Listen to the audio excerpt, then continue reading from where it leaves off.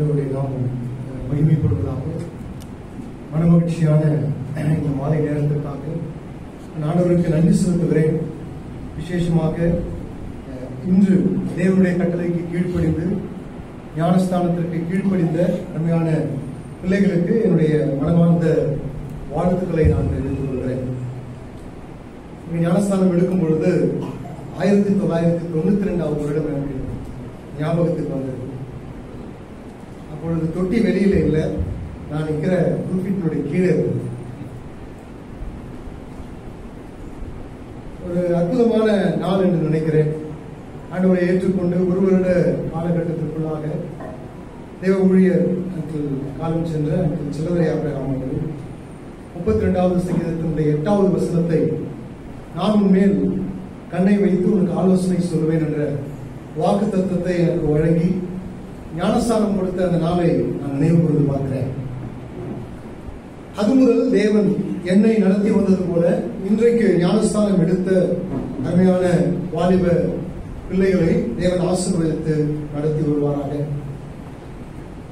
ஒரு மனமகிழ்ச்சியான ஒரு நாள் தான். விசேஷமாக ஞானஸ்தானத்துக்கு கீழ்ப்படிந்த பிள்ளைகள் ஏதோ ஒரு இனம் புரியாத ஒரு சந்தோஷம் உள்ளத்தில் இருக்கும் இல்லைங்களா?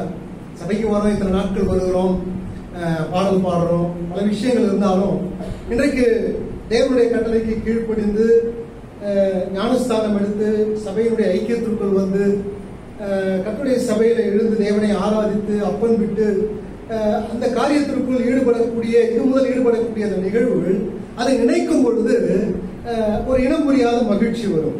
நாளை தினத்துல கர்த்தருடைய பந்தியில முதலாக கை வைக்கும் பொழுது ஒரு இனம் புரியாத நடுக்கமும் இருக்கும் இல்லையா? அது தொடர்ந்து இருந்தா நல்லா இருக்கும். ஒரு இனம் புரியாத ஒரு நடுக்கம் இருக்கும் இல்லையா? முதலாக கர்த்தருடைய பந்தியில நான் கை வைக்கிறேன். தேவன் எனக்கு கொடுத்த கிருபைகளை எண்ணி பார்க்கும் பொழுது மகிழ்ச்சியா இருக்கும்.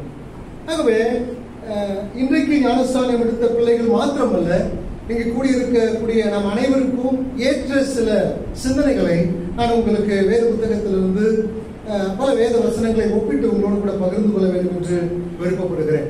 இன்றைக்கு என்னுடைய செய்தியினுடைய தலைப்பு புதிதாய் பிறந்த விசுவாசிகள் அல்லது மறுபிறப்படைந்த விசுவாசிகள் தவிர்க்க கூடாத சில விதிகள். Unavoidable principles or rules for newly born again believer.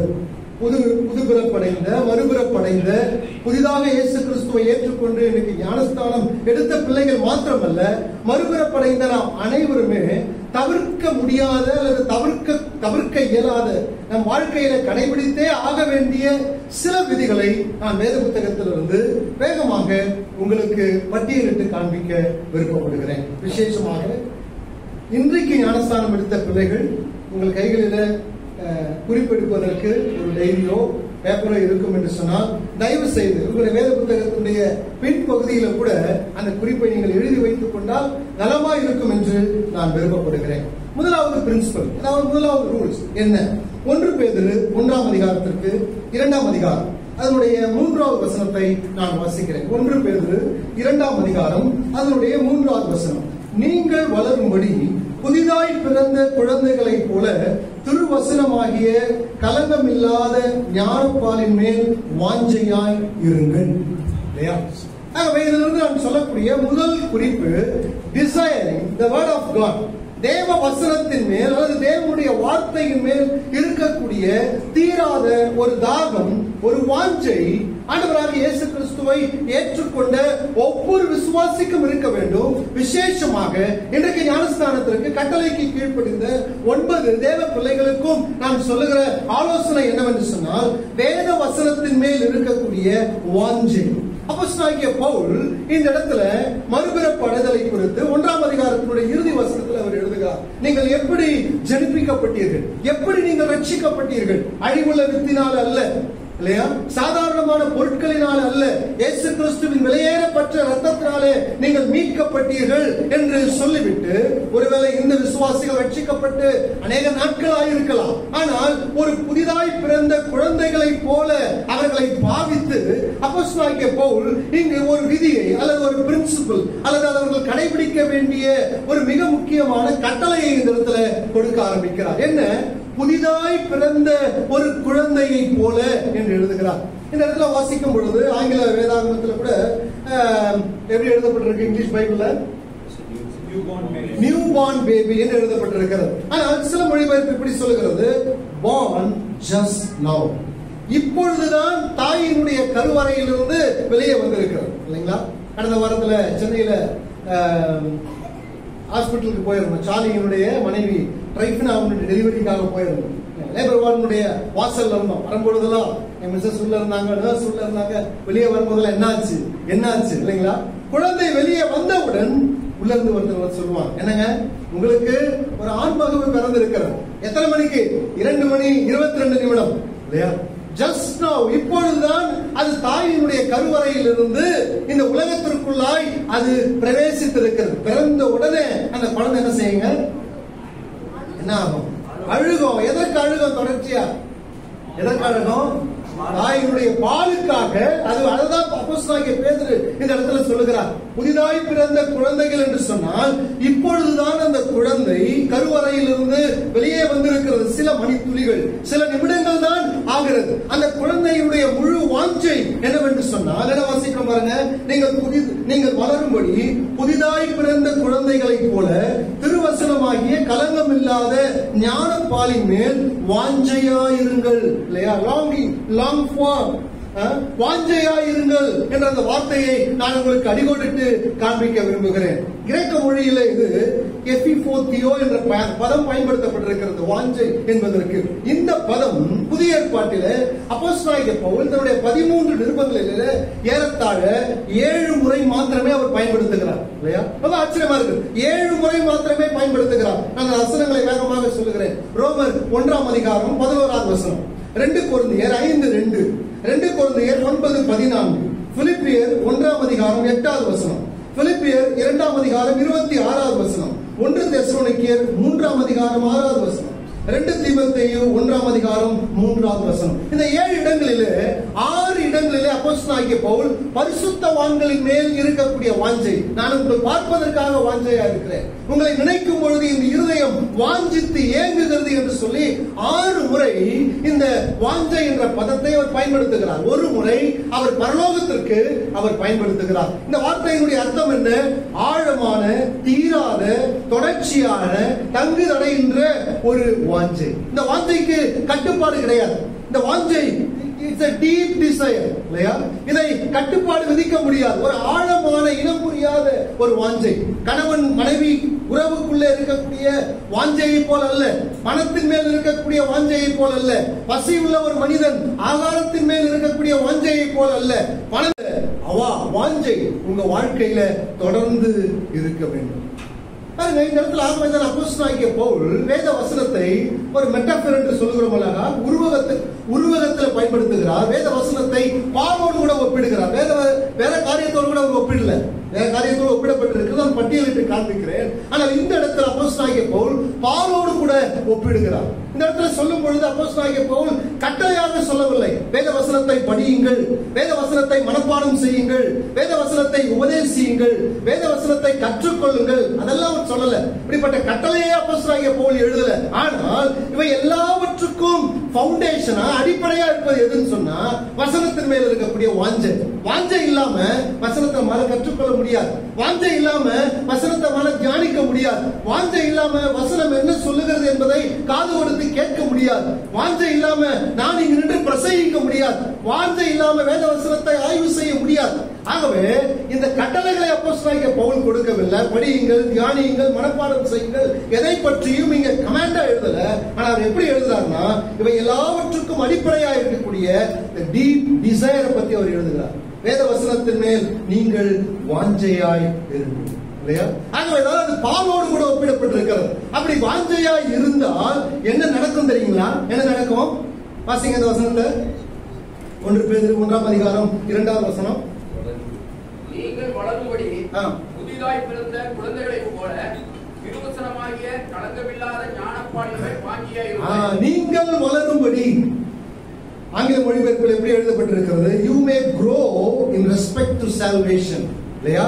ரட்சிப்பின் காரியத்தோடு கூட உங்களுடைய வாழ்க்கை என்ன ஆகும் தெரியுங்களா? வளர்ச்சியாகும். இல்லையா? ரட்சிப்போடு நின்று போகாது. அதற்கு மேல் உங்கள் வாழ்க்கை வளர்ந்து கொண்டு போக வேண்டும் என்பதனாலதான் அப்போஸ்தலனாகிய பவுல் வேத வசனத்தை இங்கு பாலோடு கூட ஒப்பிட்டு அதன் மேல் நீங்கள் வாஞ்சையாயிருங்கள். இல்லையா?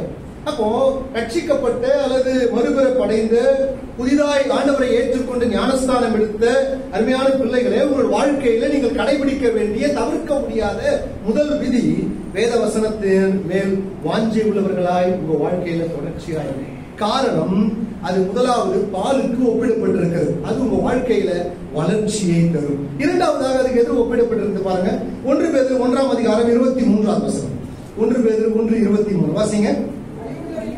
அழிவுள்ள வித்தினாலே அல்ல. இந்த இடத்துல வேத வசனம் சீட், வித்துக்கு ஒப்பிடப்பட்டிருக்கிறது. அல்லது மத்தேயு சுவிசேஷத்தை படிச்சீங்கன்னா விதைக்கு ஒப்பிடப்பட்டிருக்கிறது. விதை தேவ வசனத்திற்கு ஒப்பிடப்பட்டிருக்கிறது. இந்த வேத வசனம் ஜீவன் உள்ளது. ஏன் விதைக்கு ஒப்பிடுகிறாருன்னு சொன்னா, விதைக்குள்ள என்ன இருக்கு தெரியுங்களா? என்ன இருக்குங்க? ஜீவன் இருக்கிறது. நாம் ரட்சிக்கப்பட்டது, இன்றைக்கு 9 பேர் ரட்சிக்கப்பட்டது. இருக்கக்கூடிய மற்றவர்கள் நானும் நீங்களும் ரட்சிக்கப்பட்டது வேத வசனத்தினால. வேத வசனத்தின் மூலமாக தான் பரிசுத்த ஆவியானவர் நமக்கு ஜீவனை கொடுத்திருக்கிறார். வேத வசனத்தின் மூலமாக தான் பரிசுத்த ஆவியானவர் சுவிசேஷத்தை கேட்கும்படி செய்திருக்கிறார். அதுதான் நம்முடைய வாழ்க்கையில ஜீவனை கொடுத்திருக்கிறது. ஆகவே அப்போஸ்தலனாகிய பேதுரு வேத வசனத்தை அங்கு விதைக்கு ஒப்பிடுகிறார். இரண்டாவது மெட்டாபர், விதைக்கு ஒப்பிடுகிறார். அதற்குள்ளே ஜீவன் இருக்கிறார். நான் உங்களுக்கு நடந்த ஒரு உதாரணத்தை சொல்லுகிறேன். சில நூற்றாண்டுகளுக்கு முன்பு லண்டன் மாநகரத்தினுடைய முக்கியமான தெருவுகள் டெண்டர் விட்டு ஒப்பந்த அடிப்படையில அங்கு விசாலமாக ரோடு போடப்பட்டது. அதாவது சாலைகள் அமைக்கக்கூடிய பணி ஒரு தனியார் நிறுவனத்திற்கு கொடுக்கப்பட்டது. பிரம்மாண்டமாக அங்க எல்லாம் ரோடெல்லாம் போட்டு முடிச்சாங்க. முடித்து ஒரு 3 மாதம் கழிந்த பிறகு அந்த ரோடினுடைய நடுப்பகுதியில ஒரு வீரல் வரும். நடந்த விஷயம், ஒரு வீரல் வந்து கவர்மெண்ட் அந்த டெண்டர் பார்ட்டியை கூப்பிட்டாங்க. உங்களுக்கு இவ்வளவு காசு நாங்க பே பண்ணிருக்கோம், நீங்க குவாலிட்டியா போடணும். 3 மாத காலகட்டத்துக்குள்ள என்ன ஆச்சுங்க? ரோட்ல என்ன வந்திருக்கு? வீரல் வந்திருக்கு, கிராக் விட்டுருக்கு. மறுபடியும் அவங்க இயந்திரத்தை கொண்டு வந்து அதை எல்லாவற்றையும் பெயர்த்து எடுத்து திரும்ப ஒரு ரோடு போட்டாங்க. திருப்பி ஒரு 4 மாதம் காலம் ஆனது. மறுபடியும் என்ன வந்து தெரியுங்களா? மறுபடியும் ஒரு கிராக். டெண்டரை மாத்திட்டாங்க. மாத்தி இன்னொரு டெண்டர் கொடுத்தாங்க. இன்னொரு ஃபேமஸான டெண்டர் இருந்தாங்க, அவரை கூப்பிட்டு அவரு கொடுத்தாங்க. அவங்க வந்து எல்லாத்தையும் நோண்டி மண் எடுத்து டெஸ்ட் பண்ணி பார்த்தா அங்கு சில மரத்தினுடைய விதைகள் கீழே விழுந்து அந்த விதையால் என்ன செய்ய முடியல? உள்ள என்ன செய்ய முடியலங்க? சும்மா இருக்க முடியல. என்ன தெரியுங்களா? அதற்குள்ள என்ன இருக்குது? ஜீவன் இருக்குது. வேத வசனத்திற்குள்ள ஜீவன் இருக்குதுங்க. உங்களுக்கு ஜீவனை கொடுத்தது மாத்திரம் வேத வசனம் மாத்திரமல்ல, உங்கள் வாழ்க்கையில தொடர்ந்து நீங்கள் ஜீவிக்க விரும்பினால், ஜீவனை அனுபவிக்க விரும்பினால், ஜீவனோடு வாழ விரும்பினால் வேத வசனத்தின் மேல் நாம் வாஞ்சையா இருக்க வேண்டும். இல்லையா? சரி, மூணாவது ஏன் நாம் வாஞ்சையா இருக்கணும் வேத வசனத்தின் மேல? வேத வசனம் மூன்றாவது ஒரு விஷயத்திற்கு நிறைய விஷயங்களுக்கு ஒப்பிடப்பட்டிருக்கிறது. நான் சில உதாரணங்களை மாத்திரம் சொல்லுகிறேன், அவசியமான சில விஷயங்கள். யாக்கோபு 1ஆம் அதிகாரம் 23ஆவது வசனத்துல வேத வசனம் கண்ணாடிக்கு ஒப்பிடப்பட்டிருக்கிறது. பாருங்க, 1ஆம் அதிகாரம் 23ஆவது வசனம்.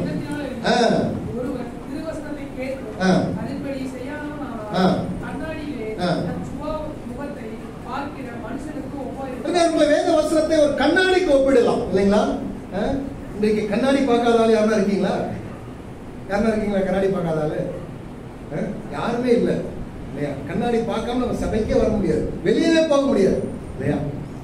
இப்ப கண்ணாடியில போய் நின்னா அந்த கண்ணாடி என்ன செய்யும்? சொல்லாதுங்க. இன்றைக்கு போட்டோ எடுக்கிறாங்க இல்லைங்களா? சில பேர் போட்டோ பார்த்தீங்கன்னா இவ்வளவு அழகா இருக்கிறாங்க, நேர்ல பார்த்து வேற மாதிரி இருப்பாங்க இல்லையா? பியூட்டி மோட்ல போட்டு அதை ஃபில்டர் பண்ணி கிளியர் பண்ணி வேற மாதிரி பேச பார்த்துடுறாங்க. ஆனா நீங்க இருக்கிறபடியே அப்படியே பொய் சொல்லாமல் காண்பிக்கக்கூடிய ஒரே நபர் யார் தெரியுங்களா? யாருங்க? வேத வசனமா? வேத வசனம் ஒரு பக்கம், கண்ணாடி உங்க வீட்டுல இருக்கக்கூடிய கண்ணாடி. நீங்க சிரிச்சா அது சிரிக்கும், நீங்க அழுதா அழுதும். அழுக்கா போய் நின்னீங்கன்னா அழுக்காதான் காட்டும் இல்லையா? நீங்க அழகா போய் நின்னீங்கன்னா அழகா காட்டும். வேத வசனத்தை இங்க யாக்கோபு கண்ணாடியோடு கூட ஒப்பிடுகிறார். இப்ப வேத வசனம் ஒரு கண்ணாடிக்கு ஒப்பிடப்பட்டிருக்கிறது. வேத வசனத்தின் மேல் இருக்கக்கூடிய வாஞ்சை அல்லது வேத வசனமாகிய கண்ணாடிக்கு முன் நீங்கள் நிற்கும் பொழுது அது உங்களை பற்றி பொய் சொல்லாது இல்லையா? நீங்கள் எப்படிப்பட்டவர்கள் என்பதை அது உங்களுக்கு காட்டி கொடுக்கும். எதற்காக? கண்ணாடிக்கு முன்னாடி போய் நிக்கிறீங்க? அப்போ வேத வசனமாகிய கண்ணாடிக்கு முன்பாக நிற்கும் பொழுது அது என்ன செய்யும்? நம்ம எப்படி இருக்கிறோம் என்பதை வெளிச்சமாக காட்டும். நாம் நம்மை சரி செய்து கொள்ளலாம். அடுத்தது இல்லையா? அடுத்தது வேத வசனம் எதற்கு ஒப்பிடப்பட்டிருக்கிறது? 4வது மெட்டாபர் எபிரேயர் 4ஆம் அதிகாரம் 12வது வசனத்துல இருபுறமும் கருக்குள்ள பட்டயம் என்று எழுதப்பட்டிருக்கிறது. வாசிங்க எபிரேயர் 12:12 வாசிங்க. எபிரேயர் 4:12 தேவனுடைய வார்த்தையானது ஜீவனும் வல்லமையும் உள்ளதாயும் இருபுறமும் கருக்குள்ள எந்த பட்டயத்திலும் கருக்கானதாயும் ஆத்மாவையும் ஆவியையும் கணுக்களையும் ஊனையும் பிரிக்கத்தக்கதாக உருவ குத்துகிறதாயும் இருதயத்தின் நினைவுகளையும் யோசனைகளையும் வரையறுக்கிறதாயும் இருக்கிறது. விளக்க போறது இல்லை. ஆனா வேத வசனம் இருபுறம் கருக்குள்ள ஒரு பட்டயம். அது எப்படிப்பட்ட பட்டயம் அதை பத்தி நான் விளக்க போறது இல்லை. ஆனால் இருபுள்ள ஒரு கருக்குள்ள ஒரு பட்டயம் என்ன செய்யுங்க? அங்கு ஆவியையும் ஆத்மாவையும் இருதயத்தினுடைய சிந்தனைகளையும் நமக்கு பிரித்து காண்பிக்கிறது இல்லையா? ஆகவேதான் 119வது சங்கீதம் 11 இருந்து நீங்க வாசிச்சீங்கன்னா அங்கு சங்கீதக்காரன் சொல்லுகிறார் துணிகரமான பாவங்கள் இல்லைங்களா? வாசிங்க 19வது சங்கீதம் 11வது வசனம். என்ன வாசிக்கிறோம் பாருங்க. 19வது சங்கீதம் 11வது வசனம். என் தன் பிழைகளை உணர்கிறவன் யார்? மறைவான குற்றங்களுக்கு என்னை நீங்களாக்கும், துணிகரமான பாவங்களுக்கு உமது அடியேனை விலக்கி காரும், அவைகள் என்னை ஆட்கொள்ள ஒட்டாதிரும். அப்பொழுது நான் உத்தமனாகி பெரும் பாதகத்துக்கு நீங்களாயிருப்பேன். 134வது சங்கீதம் 23, 24 உங்களுக்கு தெரிந்த வசனம் தான் எல்லாம். ஆகவே வேத வசனம் கருக்குள்ள பட்டயமா இருக்கிறது. அது என்ன செய்யும்? நம்முடைய ஆட்டிடியூட், நம்முடைய மனப்பாங்கு எப்படிப்பட்டதா இருக்கிறது, என்ன நோக்கத்தோடு கூட நாம் வாழ்கிறோம், நம்முடைய சிந்தையில சிந்திக்கிற விஷயங்கள் என்ன, நம்முடைய இருதயத்தின் ஆழ் மனதில பதிந்திருக்கிற விஷயம் என்ன, அழுக்கு என்ன என்பதை அங்கு ஊடுருவ குத்தி அது பிரித்து காண்பிக்கும். ஒரு சர்ஜனை, ஒரு அறுவை சிகிச்சை செய்கிற ஒரு அறுவை சிகிச்சை நிபுணர் அந்த கத்தியினாலே சரீரத்தை பிளந்து உள்ளே இருக்கக்கூடிய அந்த அழுக்கை எடுப்பது போல வேத வசனம் என்ற அந்த கருக்குள்ள பட்டயம் என்ன செய்யும்? இருதயத்தினுடைய அகநிலைமையை அது வெளியே கொண்டு வந்து நம்மை சுத்தம் செய்யும். ஐந்தாவதாக வேத வசனம் எதற்கு ஒப்பிடப்பட்டிருக்கிறது? 119வது சங்கீதம் 105வது வசனம். என்ன வாசிக்கிறோம்? உம்முடைய வசனம் என் கால்களுக்கு தீபமும் பாதைக்கு வெளிச்சமா இருக்கிறது. இதனுடைய அர்த்தம் என்ன? நாம் போய் சேரக்கூடிய டெஸ்டினி, நம்முடைய பாதை, நம்முடைய எதிர்காலத்தை கைப்பிடித்து நடத்தக்கூடியது வேதவசனம் இல்லையா? நம்ம எந்த பாதையில போகணும், எந்த நோக்கத்தோடு கூட தேவன் நம்மை ரட்சித்திருக்கிறார், நம்முடைய வாழ்க்கையினுடைய எதிர்காலம் எப்படி இருக்கும், எல்லாவற்றுக்கும் நமக்கு பாதை வெளிச்சம் அமைத்து கொடுக்கக்கூடியது வேதவசனம். ஆகவேதான் பேதுரு சொல்லுகிறார், இந்த வசனத்தின் மேல புதிதாய் பிறந்த குழந்தைகளே எப்படி இருங்க இல்லையா? அப்போ தவிர்க்க முடியாத, செய்தே ஆக வேண்டிய முதல் விதி, முதல் ரூல், முதல் பிரின்சிபல் என்ன? Desiring the word of God. வேத வசனத்தின் மேல் இருக்கக்கூடிய வாஞ்சை. இரண்டாவது ரூல் என்ன? இரண்டாவது rule desiring the presence of God.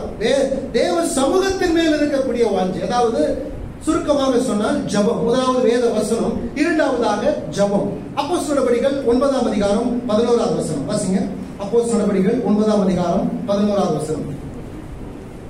தெரிந்த வசனம் தான். அப்பொழுது நீ எழுந்து நேர்த்தேரு எனப்பட்ட தெருவுக்கு போய் யூதாவின் வீட்டிலே தர்சு பட்டணத்தானாகிய சவுல் என்னும் பேருள்ள ஒருவனை தேடு, அவன் இப்பொழுது ஜெபம் பண்ணுகிறான். அவன் இப்பொழுது ஜெபம் பண்ணி கொண்டிருக்கிறான் இல்லையா? ஆண்டவராகிய இயேசு கிறிஸ்துவை அங்கு தமஸ்குவின் வீதியிலே சந்தித்தவன் மனம் திரும்பி இருக்கிறான், ரட்சிக்கப்பட்டிருக்கிறான், ஆண்டவரை அறிக்கை செய்திருக்கிறான் இல்லையா? இப்பொழுது அவனுடைய வேலை என்ன? இரண்டாவதாக ஆண்டவர் என்ன சொல்றாரு? ஆண்டவரை சாட்சி கொடுக்கிறார். அவன் இப்பொழுது ஜெபம் பண்ணி, புதிதாய் பிறந்த ஒரு விசுவாசி அல்லது இயேசு கிறிஸ்துவை ஏற்றுக்கொண்ட ரட்சிக்கப்பட்ட ஒரு நபருடைய வாழ்க்கையில தவிர்க்க முடியாத இரண்டாவது விதி என்னவென்று சொன்னால், தேவனுடைய சமூகத்தில் அவன் காத்திருக்கக்கூடியவராக இருக்க வேண்டும் அல்லது ஜபிக்கக்கூடிய ஒரு நபராக இருக்க வேண்டும். 1 யோவான் 3ஆம் அதிகாரம் 22வது வசனத்தை வாசிங்களேன். 1 யோவான் 3ஆம் அதிகாரம் 22வது வசனம். அவர் பரலோகத்திற்கு போய் தேவனுடைய 1 யோவான் 3ஆம் அதிகாரம் கற்பனைகளை நாம் கைக்கொண்டு அவருக்கு முன்பாக பிரியமானவைகளை செய்கிறபடியினால் நாம் வேண்டிக் கொள்ளுகிறது எதுவோ அதை அவராலே பெற்றுக் கொள்ளுகிறோம் இல்லைங்களா? ஆகவே ஜெபம் ஒரு விசுவாசியினுடைய வாழ்க்கையில தவிர்க்க முடியாத அல்லது கூட பயணிக்க வேண்டிய இரண்டாவது விஷயம், இரண்டாவது விதியாக, இரண்டாவது பிரின்சிபலா இருக்குது அருமையானவர்களே. ஜெபம் என்று சொன்னா நான் சொல்ற விஷயத்துல என்னன்னா, நீங்க போயிட்டு அதற்காக ஜெபம் பண்றது, இதற்காக ஜெபம் பண்றது, சபையில் இருக்கக்கூடிய அறிவிப்புக்காக ஜெபம் பண்றது, உங்களுடைய சுகத்திற்காக, குடும்பத்திற்காக ஜெபிப்பதை பற்றி நான் பேசவில்லை. அப்படி ஜெபம் பண்ணலாமா? பண்ணலாம், தாராளமா, தப்பே கிடையாது. ஆனால் நான் சொல்லுகிற விஷயம், நீங்க முதலாவது இருக்கக்கூடிய பிரின்சிபலை ஃபாலோ பண்ணீங்கன்னா, designing the word of God, வேத வசனத்தின் மேல் வாஞ்சை இருந்ததுன்னு சொன்னா, அது உங்க வாழ்க்கையினுடைய கண்ணாடியாக, உங்க வாழ்க்கையினுடைய இருபுற கருக்குள்ள பட்டயமாக, உங்கள் வாழ்க்கையினுடைய விளக்காக, இல்லைங்களா? அடுத்தது வேற என்ன பார்த்தோம்? வேத வசனத்தை உங்க வாழ்க்கையினுடைய விதையாக வேத வசனம் இருக்கும் என்று சொன்னால், அது உங்களோடு கூட என்ன பேசுகிறதோ, நீங்கள் யார் என்று சொல்லி அது படம் பிடித்து காண்பிக்கிறதோ, அதை அப்படியே எங்க கொண்டு போவீங்க தெரியுங்களா? ஜபத்துக்கு. எப்பொழுதுமே உங்களுடைய ஜபம், என்னுடைய ஜப வாழ்க்கை, நான் என்ன வேத வசனத்தை படிக்கிறேனோ அதன் மேல் கட்டமைக்கப்பட வேண்டும். அதுதான் என்னுடைய ஜபத்தினுடைய ஃபவுண்டேஷன், இல்லையா? மற்ற அறிவிப்புக்காக, உலகத்திற்காக, அவர்களுக்காக, இவர்களுக்காக ஜபிப்பது தவறில்லை, ஜபிக்கலாம். ஆனால் ஃபவுண்டேஷன் என்ன தெரியுங்களா? நீங்கள் என்ன வேத வசனத்தை படிக்கிறீர்களோ, வேத வசனத்துல நீங்கள் யாராக உங்களை பார்க்கிறீர்களோ, பரிசுத்த ஆவியானவர் உங்களிடத்துல என்ன எதிர்பார்க்கிறாரோ, எதை சுட்டி காண்பிக்கிறாரோ, அது எல்லாவற்றையும் எங்க கொண்டு வரணும் தெரியுங்களா? அடுத்தது அதுதான் சொல்ல வர பிரசன்ஸ் ஆஃப் காட். தேவனுடைய சமூகத்துல கொண்டு வந்து நீங்கள் அழ வேண்டும். ஆண்டவரே, என்னுடைய வாழ்க்கை இப்படி இருக்கிறது, என் வாழ்க்கையில நான் இதை தெரிந்து கொள்ள வேண்டும், என் வாழ்க்கையில இன்னும் முன்னேற்றம் வேண்டும், எனக்கு தேவனே கிருபை தாரும் என்று கெஞ்சுகிற அந்த விஷயத்தை பத்தி தான் நான் பேசுகிறேன். ஜெனரலாக நடக்கக்கூடிய பிரேயரை பத்தி பேசுறேன், இல்லையா? ஆகவேதான் வாசிக்கிறோம், ஆண்டவர் சொல்லுகிறார், இப்பொழுது அவன் என்ன செய்து கொண்டிருக்கிறான்? என்ன ஜெபம் பண்ணிட்டு இருப்பான்? பவுல் என்ன ஜெபம் பண்ணிட்டு இருப்பான் தெரியாது. நான் இப்படி யோசிச்சு பார்க்கிறேன், இல்லையா? என்ன யோசிச்சு பார்க்கிறேன்? இதுவரை நான் மறுதலித்த இந்த நபர் யார் தெரியுங்களா? மேசியா. அவர் மேசியா என்பதற்கு ஆதாரம் என்ன? ஏசியா தீர்க்க தரிசன புத்தகங்கள், எரேமியா புத்தகங்கள், மோசேயுடைய ஆகமங்கள், சங்கீத புத்தகத்துல மேசியாவை பற்றி சொல்லப்பட்டிருக்கக்கூடிய வேத வசனங்களை எல்லாம் பரிசுத்த ஆவியானவர் ஒருவேளை அவனுக்கு ஞாபகப்படுத்தியிருக்கலாம். அவைகளை சிந்தித்து சிந்தித்து தேவ சமூகத்துல அவரை ஆராதித்து தொழுது கொண்டு ஜபிக்கக்கூடிய ஒரு சூழ்நிலையில ஒரு வேளை பவுல் இருந்திருக்கலாம். ஆகவேதான் ஆண்டவர் சாட்சி கொடுக்கிறார், அவன் இப்பொழுது நேர்தெரு எனப்பட்ட தெருவில் இருக்கக்கூடிய ஒரு வீட்டில அவன் ஜெபம் பண்ணினான். அப்போ இரண்டாவது ஒரு தேவ பிள்ளையின் வாழ்க்கையிலே காணப்பட வேண்டிய தவிர்க்க முடியாத செகண்ட் பிரின்சிபல் என்ன தெரியுங்களா? Desiring the presence of God. நீங்க வேத வசனத்தை வாசிச்சீங்கன்னா, வேத வசனமும் ஜபமும் தேவ சமூகமும் ஒன்றை விட்டு ஒன்று பிரிக்கவே முடியாது, இல்லையா? சில வசனத்தை மாத்திரம் காண்பிக்கிறேன். யோவான் சுவிசேஷம் 14வது அதிகாரம் 13வது வசனம் வாசிங்க. யோவான் சுவிசேஷம் 13:15 14:13.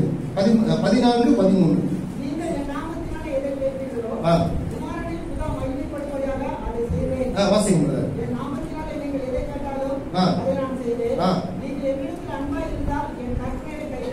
என் நாமத்தினாலே நீங்க என்ன கேட்டாலும் ஜெபம் பண்ணாலும் நான் தருவேன்னு சொல்லிட்டு 15ஆம் வசனத்துல என்ன சொல்றாங்க?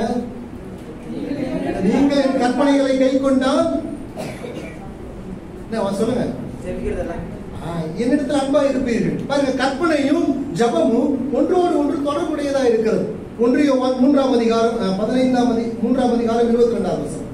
சற்று முன் வாசிச்ச வசனத்தை 1 யோவான் 3:22 வாசிங்க.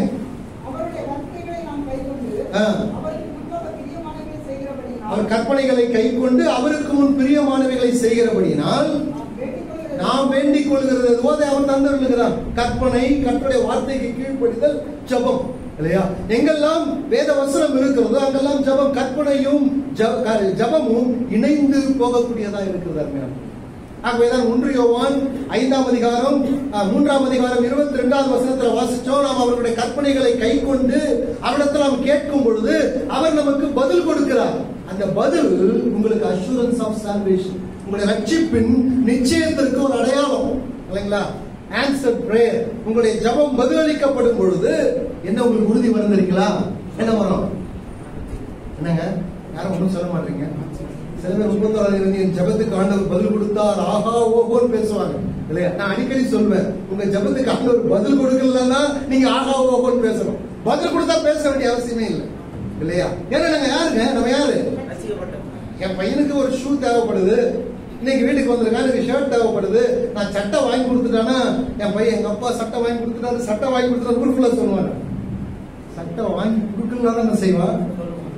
கொடூரமான மனுஷன், ஒரு சட்டை கூட வாங்கி கொடுக்க மாட்டாங்க அப்படின்னு அப்படி பேசுவான். ஆனா இன்னைக்கு நமக்கு ஜபத்துக்கு பதில் கொடுத்துட்டா தான் நம்ம எப்படி பேசுறோம்? நான் பல வருடங்களாக ஜபித்தேன், ஆண்டவர் எனக்கு என்ன செஞ்சாங்க? பதில் கொடுத்தாங்க. சாட்சி சொல்றதுல தப்பு இல்ல. ஆனால் உங்களுடைய ஜபம் பதிலளிக்கப்படவில்லை என்று சொன்னால் நீங்கள் ஆச்சரியப்படுங்கள். பதிலளிக்கப்படக்கூடிய ஜபங்கள் ஒன்று உங்களுக்கு சொல்லிக் கொடுக்கிறது, ஒன்று எனக்கு சொல்லிக் கொடுக்கிறது. என்ன? நான் ரட்சிக்கப்பட்டேன், நான் தேவனுடைய பிள்ளை என்ற அஷூரன்ஸ் கொடுக்கிறேன். யோவான் நிருபத்துல 11 அச்சடையாளர்கள் ரட்சிப்பினுடைய 11 நிச்சயத்தை அப்போஸ்தலனாகிய பவுல் பட்டியலிடுகிறார். அதுல 4வது வரக்கூடிய விஷயம், நமக்கு தேவன் ஜபத்திற்கு கொடுக்கக்கூடிய பதில்கள் நம்முடைய வாழ்க்கையினுடைய ரட்சிப்பு நிச்சயத்திற்கு அடையாளமா இருக்கிறது என்பதை நாம் கற்றுக்கொள்ளணும். அடுத்ததாக 3வதாக என்ன? ரோமர் 6ஆம் அதிகாரம் 12ஆம் வசனம் வாசிங்க. ரோமர் 6:12. ரோமர் 6ஆம் அதிகாரம் 12ஆம் வசனம். ஆகையால் சரீர இச்சைகளின்படி பாவத்திற்கு கீழ்ப்படியத்தக்கதாக சாவுக்கு ஏதுவான உங்கள் சரீரத்தின் பாவம் ஆளாதிருப்பதாக. எழுதி வச்சிருக்கிறேன், desiring to use or exercise God given freedom. தேவன் உங்களுக்கு அளித்த விடுதலையை பயன்படுத்துவதற்கான ஆவல் இல்லைங்களா? தேவன் உங்களுக்கு சில விடுதலையை கொடுத்திருக்கிறார், ஃப்ரீடம், லிபர்ட்டி. அந்த விடுதலையை என்னுடைய சுய வாழ்க்கையில பயன்படுத்துவதற்கான விருப்பமும் ஆவலும் ஒரு ரட்சிக்கப்பட்ட தேவ பிள்ளையினுடைய வாழ்க்கையில் இருக்கணும் இல்லைங்களா? இதுதான் 3வது குறிப்பு.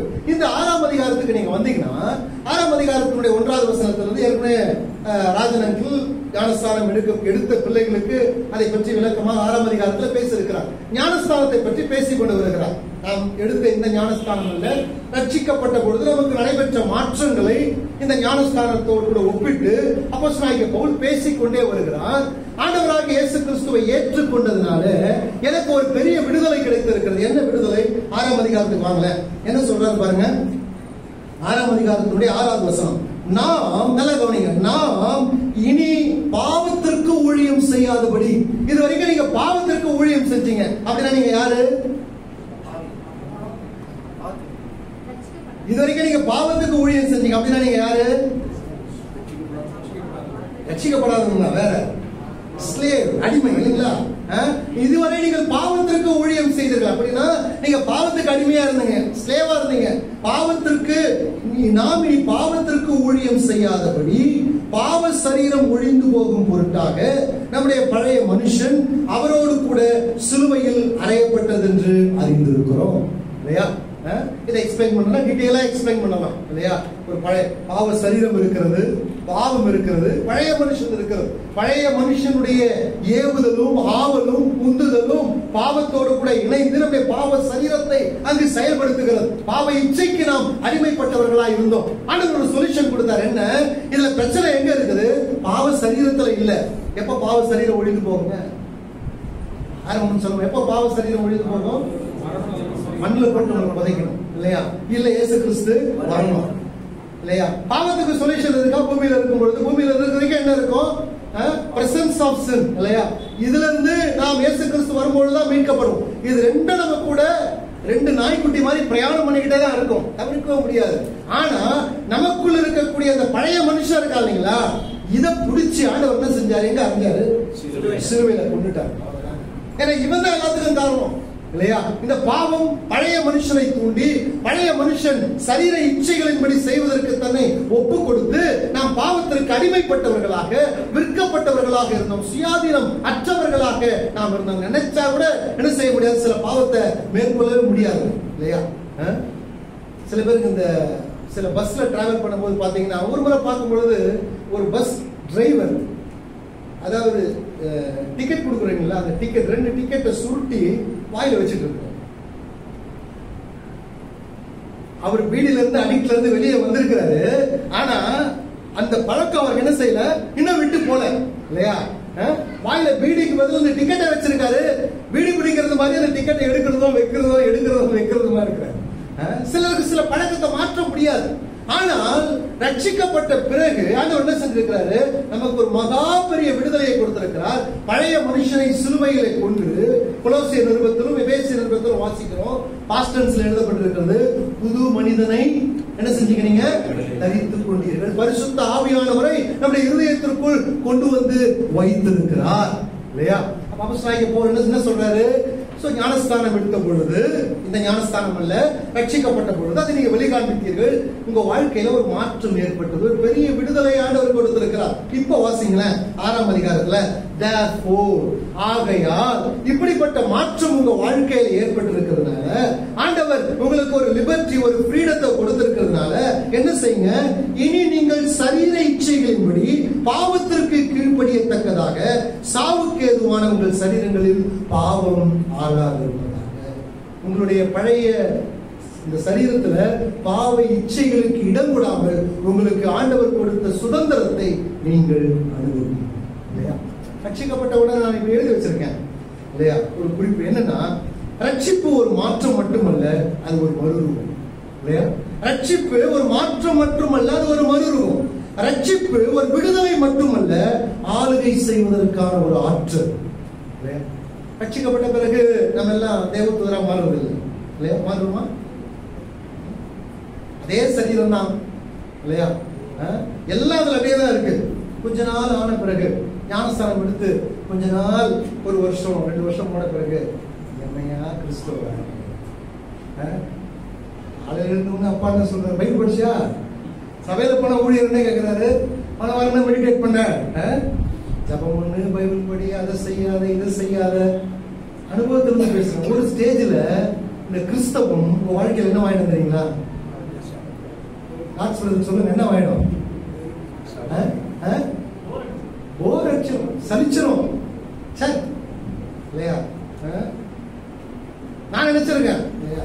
ஜபம் போய் முழங்கால் பண்ணிட்டு ஜபம் பண்ணிட்டு எல்லாரும் தூக்கிடுவாங்க.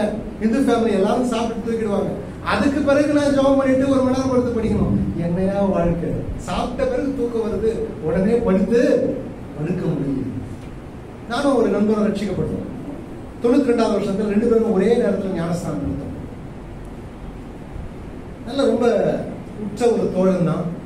என்னை விட ஆவிக்குரிய வரங்கள் அதிகமாய் படைத்தவர். அப்பவே ஞானஸ்தானம் எடுத்த வர்ஷிப் கார்டு கொடுத்தாருன்னா சபையை ஆச்சரியப்படும். ரொம்ப அழகா பேசுவார். ஒரு 5 வருடங்கள், நான் 3-4 வருடங்கள் கழித்த பிறகு ஒரு முறை அவர் சொன்னாரு, சுரேஷ், நம்ம ஒரு 14-15 வயசுலயே ரட்சிக்கப்பட்டுட்டோம். இன்னும் நம்ம உலகத்துல அனுபவிக்க வேண்டியது நிறைய இருக்கு. வயசான பிறகு ஃபீல் பண்ணுவோமோ அப்படின்ற எனக்கு ஒரு அச்சம் இருக்குது. அதனால புதுசா ஒரு படம் வந்திருக்குது. அந்த தமிழ் படத்துல இதுவரைக்கும் காட்டாத சில ஆபாச காட்சிகளும் இடம்பெற்றிருக்கிறது. அதை நான் போய் பார்க்க போறேன், நீ வரியா? என்னடா இது? ஃப்ரெண்டா இந்த பக்கம் ஆண்டவர், ஃப்ரெண்டா ஆண்டவரா? சரி, சும்மாதான் சொல்றான் போல இருக்கு அப்படின்னு நினைச்சா, அடுத்த வாரம் டிக்கெட் காட்டுறான். அங்க இருக்கக்கூடிய பிரைட்டன் தியேட்டர்ல படம் பார்த்துட்டு வந்து டிக்கெட் காட்டுறான். 5 முறை டிக்கெட் காட்டுறான். 5 முறை அந்த காட்சியை பார்ப்பதற்காக 5 முறை தியேட்டருக்கு போய் பார்த்தோம். அடுத்தது குடிச்சு பார்க்கலாமே, குடிச்சு பார்க்கலாமே. இதுவரைக்கும் நம்ம அனுபவிக்கல. 15 வயசு தான் ஆகுது இல்லையா? இன்னும் 40 வயசு ஆன பிறகு இதெல்லாம் அனுபவிக்கலன்னு ஃபீல் பண்ணக்கூடாதுல்ல? போலாமா நண்பரோடு கூட? ஒரு அடி அந்த பக்கத்துல எடுத்து வைத்த ஆண்டவர் பின்னாடி ஒரு அடி அடிச்சு 3 மாசம் டைஃபாய்டு போய் படுத்து. 3 மாசம் டைஃபாய்டு. 3 மாதம் கழித்து வந்தால் என் நண்பன் பயணம் செய்த தூரம் வெகு தூரம். போய் என்னால பிடிக்க முடியல. வெகு தூரம் போயிட்டான். 32 வருஷங்களுக்கு மேல ஆயிடுச்சு. இன்னைக்கு சபையிலும் இல்லை, கிறிஸ்தவத்திலும் இல்லை, விசுவாசத்திலும் இல்லை. துன்மார்க்க வாழ்க்கையில எங்கேயோ அவன் பயணம் செய்து போயிருக்கிறான். திரும்ப வருவது ஏன் சொல்றேன்னா, நீங்க ஞானஸ்தானம் எடுத்து சில வருடங்களுக்கு பிறகு உங்கள் சரீர இச்சைகள் உங்களை இழுக்காது இல்லையா? சில ஆக்டிவிட்டி உங்களுக்கு போர் அடிக்கும் இல்லையா? என்ன செஞ்ச விஷயத்தை திருப்பியும் செய்யணுமா? சும்மா வேத வசனத்தை படிக்கணுமா? சும்மா சபைக்கு வரணுமா? சும்மா ஜெபம் பண்ணணுமா? எல்லாவற்றிலும் ஊழியத்திலும் கலந்து கொள்ளணுமா? ஏன் மற்ற வாலிபர்கள் இருக்கிறது போல நான் இருக்கக்கூடாது என்ற கேள்விகள் உங்க வாழ்க்கையில வரும். பவுல் சொல்லுகிறார், உங்களுக்கு தேவன் கொடுத்த சுதந்திரத்தை இழந்துடாதீங்க இல்லையா? பாவத்தை மேற்கொண்டு ஜீவிப்பதற்கு உலக மனிதனுக்கு ஆற்றல் இல்லை இல்லையா? அவனால மேற்கொள்ள முடியாது. இல்லையா? அது அவனுக்கு பாவமாவே தெரியாது. ஆனால் உங்களுடைய பழைய மனிதனை தேவன் சிலுவையில கொண்டிருக்கிறார். புது சுபாவத்தை உங்களுக்கு கொடுத்திருக்கிறார். உங்களுக்கு கொடுத்த அந்த சுதந்திரத்தை நீங்கள் பயன்படுத்துங்கள். அதான் அப்போஸ்தலனாகிய பவுல் சொல்கிறார். Therefore, ஆகையால் பாவத்திற்கு ஏதுவான உங்கள் சரீர இச்சைகளுக்கு உங்க வாழ்க்கையை நீங்க ஒப்பு கொடுக்காதீங்க. உங்களுக்குள்ள புது ஆற்றலை தேவன் கொடுத்திருக்கிறார். இல்லையா? விடுதலை. இந்த விடுதலையை நீங்க அனுபவிக்கணும்னு சொன்னா, மூணாவது சொன்ன இந்த குறிப்பு, இந்த விடுதலையை நீங்க அனுபவிக்கணும்னு சொன்னா முதல் 2 ஸ்டெப்ல உங்க கால் இருக்கணும். என்ன? வேத வசனத்தின் மேல் இருக்கக்கூடிய வாஞ்சையும் தேவ பிரசன்னத்தின் மேல் இருக்கக்கூடிய வாஞ்சையும் இல்லாவிட்டால் என்னாகும்? கண்டிப்பாக நமக்கு தேவன் கொடுத்த சுதந்திரத்தை அனுபவிக்காமல் பாவ இச்சைக்கு நம்மை விற்று போடக்கூடிய சூழ்நிலை ஏற்படுவாங்க. மூணாவது. சரி, 4வது விஷயத்துக்கு நான் போயிடுறேன். 4வது என்ன? அப்போஸ்தலர் நடபடிகள் 9ஆம் அதிகாரம் 26வது வசனம் வாசிங்க. அப்போஸ்தலர் நடபடிகள் 9ஆம் அதிகாரம் 26வது வசனம். சவுல் எருசலேமுக்கு வந்து சீஷருடனே சேர்ந்து கொள்ள பார்த்தான். ரட்சிக்கப்பட்டாரு, ஞானஸ்தானம் எடுத்துட்டாரு. அடுத்தது எங்க வராரு? கமாலியருடைய பாதத்துக்குலாம் அவர் போல இல்லையா? ஆலோசனை சங்கத்தினுடைய மெம்பர் சொல்றாங்க சவுல. அங்க போல 70 பேர் கூடி இருக்கக்கூடிய இடத்துல போய் அவர் ஆர்குமெண்ட்டுக்காக போல எங்க வராருங்க? சீஷர்களோடு கூட சேர்ந்து கொண்டான். சேர்ந்து கொள்ள பார்த்தான். எதிர்ப்புகள் இருக்கிறது, ஆனால் சபையோடு கூட வந்து அவன் இணைந்து கொள்ள பார்த்தான். Desiring the fellowship of saint, பரிசுத்தவான்களுடைய ஐக்கியத்தின் மேல் இருக்கக்கூடிய வாஞ்சை இல்லைங்களா? அப்போஸ்தலனாகிய பவுல் இது முதல் அவன் எருசலேம் தேவாலயத்தினுடைய ஆலோசனை சங்கத்திற்கோ பரிசேயர்கள் சதுசேயர்கள் கூடுகிற இடத்திலேயோ அவனுடைய பாதங்கள் போகவில்லை. மாறாக அவன் போனது எங்கே? சீஷர்களோடு கூட அவன் சேர்ந்து கொண்டான். பர்னபாவோடு கூட சேர்ந்து எங்கெல்லாம் சீஷர்கள் இருக்கிறார்களோ, எங்கெல்லாம் சபை இருக்கிறதோ அந்த சபையோடு கூட சேர்ந்து ஆராதிப்பதிலும் வேதவசனத்தை கற்றுக்கொள்வதிலும் பிரசங்கிப்பதிலும் அவனுடைய வரத்தை பயன்படுத்துவதிலும் அவன் நேரத்தை செலவிட்டான் இல்லைங்களா? அப்போ 4வது புது மறுபிறப்படைந்த ஒரு மனிதனுடைய வாழ்க்கையில் இருக்கக்கூடிய 4வது விதி அல்லது 4வது ஆசை என்னவென்று சொன்னால், பரிசுத்தவான்களுடைய ஐக்கியத்தின் மேல் ஒரு தீராத வாஞ்சை இருக்க வேண்டும் இல்லையா? சபைக்கு வரும்பொழுது நமக்கு பல பிரச்சனைகள் இருக்கும். கண்டிப்பா யாரும் சபையில பரிபூர்ணமானவர்கள் அல்ல இல்லையா? 92 ஞானஸ்தானம் எடுத்த உடனே சபையினுடைய ஒரு டீக்கன் மோசஸ் அங்கிள், அவர் இப்பொழுது இல்ல, கர்த்தருடைய சமூகத்தில் இருக்க, கரத்தை பிடிச்சு அவர் சொன்னாரு, சபையில் இருக்கக்கூடிய யாரையும் நீ பார்க்க கூடாது. சபையில் இருக்கக்கூடிய யாரையும் நீ பார்க்காத. சபையில் இருக்கக்கூடிய யாருக்கும் எல்லாம் அப்படி வேணா வாழலாமா, அவங்களாம் முன்னுதாரணமா இருக்கக்கூடாதா இப்படின்ற ஆர்குமெண்ட் எல்லாம் வரலாம், இருக்கலாம் இல்லையா? சில குறைவுகள் சபையில் இருக்கும் இல்லையா? சில வீழ்ச்சிகள் சபைக்குள்ள இருக்கும் இல்லையா? சில புலம்பல்கள் சபைக்குள்ள இருக்கும். உங்களை ஆர்வம் இழக்க செய்கிற, உங்களுடைய உற்சாகத்தை குன்ற செய்யக்கூடிய சில வார்த்தைகள் சபைக்குள்ள இருக்கும். ஆனால் இவை எல்லாவற்றையும் தாண்டி உங்களுடைய இருதயத்துல ஒரு தீராத வாஞ்சை இருக்கும். என்ன வாஞ்சை தெரியுங்களா? என்ன வாஞ்சை? சபையை விட்டு என்ன செய்ய மாட்டேன்? என்ன செய்ய மாட்டேன்? போக முடியாது இல்லையா? சபையை விட்டு யாரும் அனுப்ப முடியாது. அல்ல இந்த சபைக்கு நீங்க வரக்கூடாதுன்னு யாரும் என்ன பார்த்து என்ன செய்ய முடியாதுங்க? அப்பம் கொடுக்காம இருக்கலாம், பிரசங்கம் கொடுக்காம இருக்கலாம், ஆனா சபைக்கு வரக்கூடாது என்ன செய்ய முடியாது? இது என்னுடைய வாஞ்சை, என்னுடைய வாஞ்சை, இது என்னுடைய தாய் வீடு இல்லையா? நான் வளர்கிற இடம், என்னை பேணி பாதுகாக்கிற போஷிக்கிற ஒரு இடம். ஆகவே உங்களுடைய வாழ்க்கையுடைய வளர்ச்சி இங்கு இருக்கிறது அருமையானவர்களே. ஆகவேதான் எபிரேய நிருபத்தினுடைய ஆசிரியர் 10ஆம் அதிகாரம் 25வது வசனத்தில் சொல்கிறார், சிலர் சபை கூடி வருவதை விட்டு விடுகிறது போல நீங்களும் விட்டு விடாதிருங்கள். அன்புக்கும் நற்கிரியைகளுக்கும் ஏவப்படும்படி நீங்கள் கூடும் போதெல்லாம் புத்தி சொல்லும்படி நீங்கள் சபை கூடி வருவதை விட்டு விடாதிருங்கள். சபையில வந்தாதான் அன்புக்கும் நற்கிரியைக்கும் ஏவுகிற வார்த்தைகள் உங்களுக்கு கிடைக்கும். அன்புக்கும் அன்பா நடக்கிறது எப்படி, நற்கிரியைகளை செய்கிறது எப்படி, உங்க வாழ்க்கையில் இருக்கிற குறைவுகள் என்ன என்ற புத்திமதிகள் சபைக்குள்ளதான் கிடைக்குங்க இல்லையா? நீங்க 3 மாதம் சபைக்கு வராம இருந்து பாருங்க, என்ன ஆகும் தெரியுமா? என்ன ஆகும்? பேருக்கு மட்டும் கிறிஸ்தவனா அவ்வளவுதான். எரிகிற அந்த விறகு கட்டையிலிருந்து ஒரு கட்டையை தனியா எடுத்து வச்சா அது குளிர்ந்து போகிறது போல என் வாழ்க்கை குளிர்ந்து போகும். சில பேர் சொல்றாங்க, ஆண்டவர் மேல இருக்கக்கூடிய வாஞ்சையினால மாத்திரம் தான், அது மாத்திரம் தான் போக்கஸா சபைக்கு வரணும் அப்படின்ற சில பேர் பிரசங்கம் பண்றாங்கன்னு கேட்கிறாங்க இல்லையா. எனக்கு அதுல உடன்பாடு இல்லை. ஆண்டவர் மேல இருக்கிற வாஞ்சையினாலதான் நான் சபைக்கு வரேன், ஒண்ணு கரெக்ட் தான். ஆனால் சபைக்கு வருவதனால எனக்கு சந்தோஷம் இருக்கு. யாரா மறுக்கிறீங்களா? யாரா மறுக்கணும்னு கை தூக்கணும். சபைக்கு வரங்க எனக்கு சந்தோஷமே இல்லைங்க யாரும் சொல்ல முடியுமா? யாரும் சொல்ல மாட்டீங்க. சந்தோஷமா இருக்கீங்களா? ஆனா பிரச்சனை இருக்கு உங்க சபையில இல்லையா? எல்லாமே இருக்கு. ஆனா சபைக்கு வரதுனால எனக்கு என்ன இருக்குங்க? ஒரு சந்தோஷம் இருக்கு. சபைக்கு வரதுனால என்ன இருக்கு தெரியுங்களா? என் ஆவிக்கு ஆறுதல் இருக்கிறது. நான் சொல்லல, அப்போஸ்தலனாகிய பவுல் சொல்றாரு. 1 கொரிந்தியர் 16ஆம் அதிகாரத்துக்கு வாங்க. 1 கொரிந்தியர் 16ஆம் அதிகாரம் 17-18 வசனத்தை வாசிங்களேன்.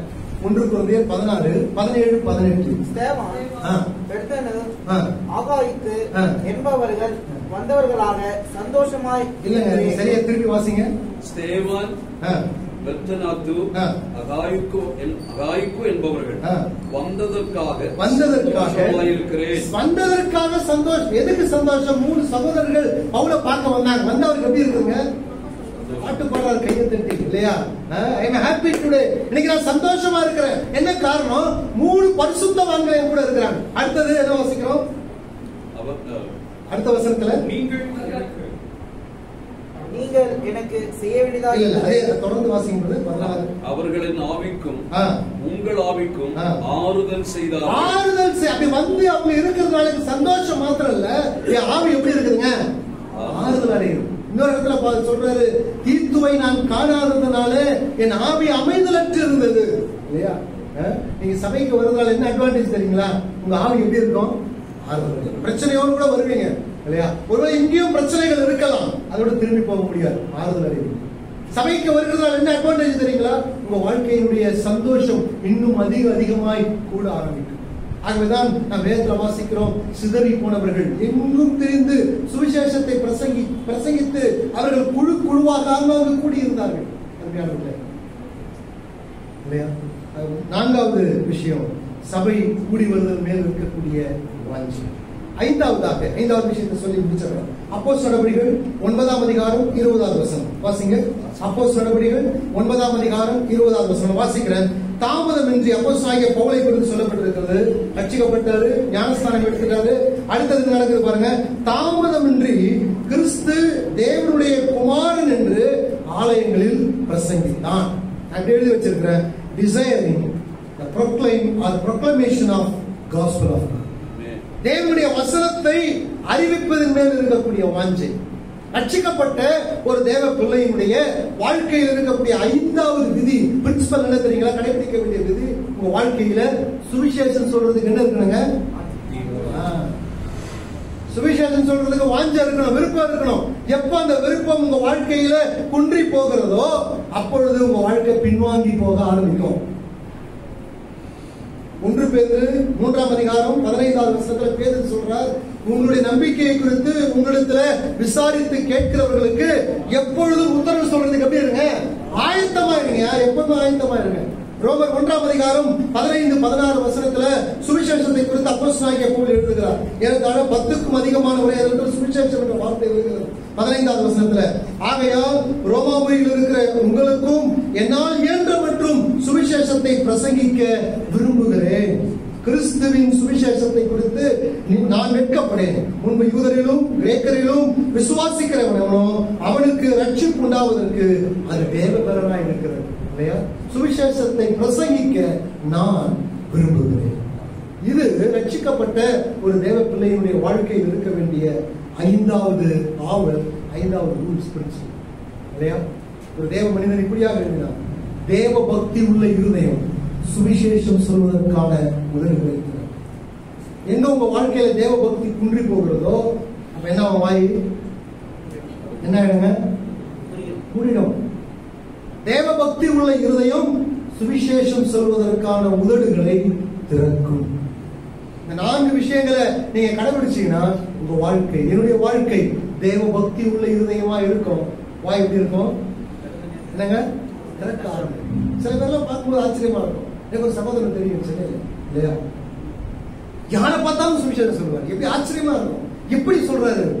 யாரை பார்த்தாலும் ரோட்ல யார் போனாலும் ஒரு ஆட்டோ டிரைவர் இல்லையா? ஆட்டோல வரவங்க போறவங்க பஸ் ஸ்டாண்ட்ல நிக்கிற இடத்துல டீ சாப்பிட்ட பேர் கூட கூட அவுட்ரீச் பிடிச்சி டீ சாப்பிட்டு கொடுத்துட்டு ஆண்டவர் உங்களை நேசிக்கிறார், நாங்க ஒரு ட்ராக்ஸ் எங்க எப்பொழுதும் சுவிசேஷத்தை சொல்லிட்டே இருப்பார். மகிழ்ச்சியோடு கூட சுவிசேஷம் சொல்வதற்கு நாம் கடமைப்பட்டிருக்கோம். கடைசியாக நம்ம சுவிசேஷம் சொன்னோம். யோசிச்சு பாருங்க, நம்முடைய வாழ்க்கை நம்முடைய வார்த்தை மூலமாக, நம்முடைய வாழ்க்கை நம்முடைய வார்த்தையின் மூலமாக தேவனுடைய வசனத்தை நாம் ப்ரொக்ளைம் பண்ணுவதற்கு ஆசை உள்ளவர்களாய் இருக்கிறோம் இல்லையா? 5 ரூல்ஸ் இல்லையா?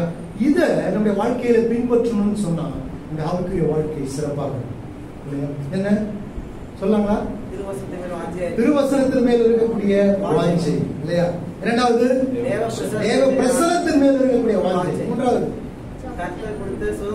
கர்த்தர் நமக்கு கொடுத்திருக்கிற சுதந்திரத்தை அனுபவிப்பதில் இருக்கக்கூடிய வாஞ்சை. நான்காவது சபை ஐக்கியத்தின் மேல் இருக்கக்கூடிய வாஞ்சை. ஐந்தாவது சுவிசேஷம் சொல்வதற்கான 5 பேசிக் அன்அவாய்டபிள் இல்லையா? இதை நீங்க தவிர்க்கவே முடியாது. இதை தவிர்த்துட்டீங்கன்னு சொன்னா உங்க வாழ்க்கையில பின்வாங்குதல் துவங்குகிறது என்று அர்த்தம். ஆகவே இன்றைக்கு ஞானஸ்தானம் எடுத்த 9 பிள்ளைகளுக்கும் அல்லது ஞானஸ்தானம் எடுத்து பல வருடங்களாக ஐக்கியப்படுத்தி சபையில் இருக்கக்கூடிய நாம் அனைவருக்கும் தேவன் கொடுக்கிற ஒரு ஆலோசனை இல்லையா? இந்த 5 ரூல 5 விஷயத்தை நம்ம ஃபாலோ பண்ணணும். இந்த வாழ்க்கை மகிழ்ச்சி உள்ளதாக இருக்கும். தேவன் இந்த வசனங்களை நமக்கு ஆசீர்வதித்து தருவாராக.